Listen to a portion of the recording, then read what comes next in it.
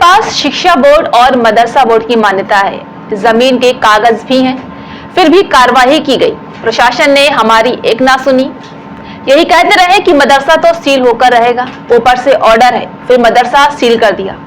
यहाँ कम से कम 17 से 80 बच्चे पढ़ते हैं, जहाँ सबकी पढ़ाई बंद हो गई है। जी हाँ, उत्तराखंड के देहरादून में दारुल उलूम मोहम्मदिया मदरसा के प्रबंधक मोहम्मद मोतशिम समझ नहीं पा रहे हैं कि आखिर ये सब क्यों हुआ है। मदरसा पर कार्रवाई का सामना करने वाले मोतशिम अकेले ही नहीं, उत्तराखंड में फरवरी-मार्च से ही कथित अवैध मदरसों को सील किया जा रहा है, जहां राज्य सरकार ने मई 2025 तक 170 से ज्यादा मदरसे बंद करने का दावा कर दिया है। जी हां, उत्तराखंड में 170 मदरसे बंद कर दिए गए, जहां सरकार और मदरसा बोर्ड का कहना है कि कार्रवाई सिर्फ अवैध और अनरजिस्टर्ड मदरसों के खिलाफ हुई है, किसी कम्युनिटी को टारगेट नहीं किया जा रहा है।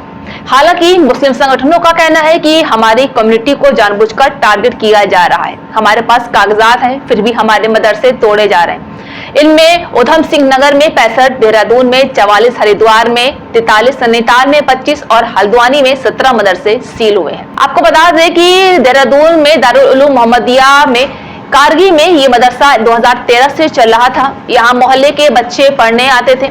28 फरवरी से इसे सील कर दिया गया है। वही मदरसे के प्रबंधक मोहम्मद मोतशिम कार्रवाई वाले दिन को ही याद करते हुए बता रहे हैं कि 28 फरवरी को डीएम और एसडीएम के साथ भारी पुलिस बल मदरसे आई, तब तक यहाँ बच्चे पढ़ रहे थे। पुलिस प्रशासन को देखते ही सब डर कर चले गए, जहां बच्चों के माता पिता भी कार्रवाई के बाद से दहशत में आ गए। हम भी नहीं समझ पाए हैं कि आखिर इतना अमला क्यों आया। हमारे पास शिक्षा बोर्ड और मदरसा बोर्ड की कई मान्यता है, मदरसों के सभी कागजात हैं। कार्रवाई से पहले कोई नोटिस भी नहीं मिला है, फिर भी प्रशासन ने मदरसा सील कर दिया है, जहां अफसरों ने हमारी एक भी ना सुनी है।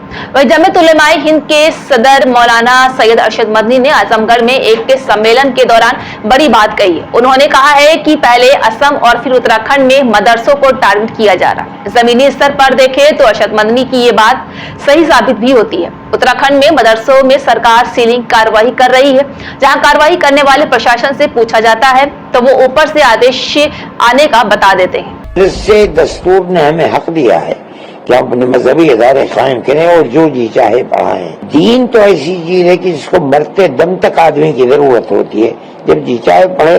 लेकिन हम पढ़ाने लगे उसको, ये हम तो दीन पढ़ाते हैं, हमारे मदरसे इसीलिए। आजमगढ़ नहीं है, असल में जो मदरसे हैं जिनको नोटिस दिए गए हैं वो यूपी के मशरकी पूर्वी अदरा के अंदर हैं।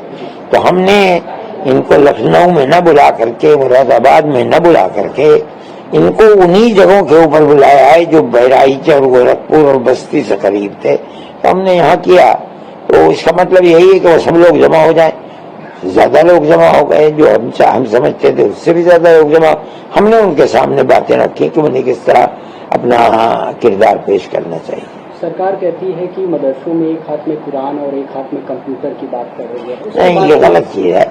ये आप अपने स्कूलों के अंदर कीजिए जो चाहे। मदरसे दस्तूर ने हमें हक दिया है कि हम अपने मजहबी इदारे कायम करें और जो जी चाहे पढ़ाएं। हम मजहब को पढ़ाने के लिए इदारे कायम करते हैं, किसी और की मुखालफत नहीं करते। स्कूल में पढ़ाई करके आए, हमारे यहाँ दाखिल हो जाए, स्कूल के बाद मुलाजमत करें और उसके बाद रिटायरमेंट के बाद आकर के हमारे यहाँ दाखिला हो जाए।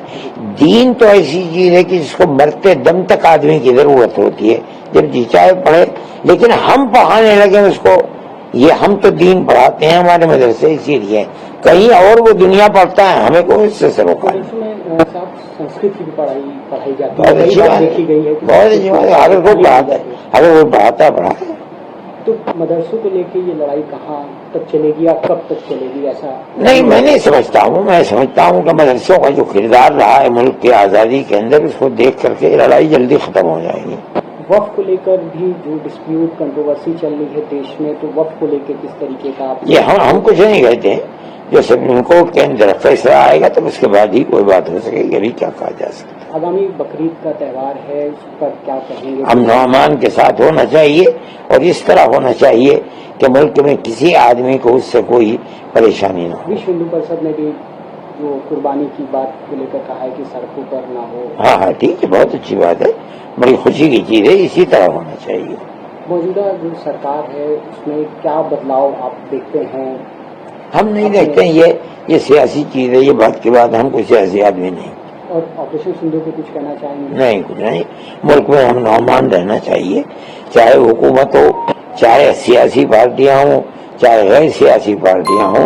मुल्क के अंदर हजारों साल से प्यार, मोहब्बत और भाईचारे। यह आदेश किसने दिया है, कहां से आया है, ये नहीं बता पाते। मदरसा संचालकों का कहना है कि उन्होंने सभी सरकारी फॉर्मेलिटी पूरी भी कर रखी, बावजूद इसके भी ये कार्रवाई क्यों हो रही। आपको बताते चले कि इस मामले में सीएम पुष्कर सिंह धामी ने साफ कहा कि उत्तराखंड को किसी भी अवैध, असंवैधानिक या समाज को तोड़ने वाली गतिविधियां का केंद्र नहीं बनने का दिया जाएगा। उन्होंने ये भी कहा है कि शिक्षा के नाम पर बच्चों को कट्टरपंथ की ओर ले जाने वाली संस्थाओं को राज्य में किसी भी हालत में स्वीकार नहीं किया जाएगा। स्थानीय लोगों ने कहा कि ये कार्रवाई सरकार की ओर से एक वर्ग को दबाने की कोशिश की जा रही, जहां मौलाना अरशद मदनी ने अपने बयान में कहा है कि आजादी की लड़ाई मदरसों से शुरू हुई थी क्या।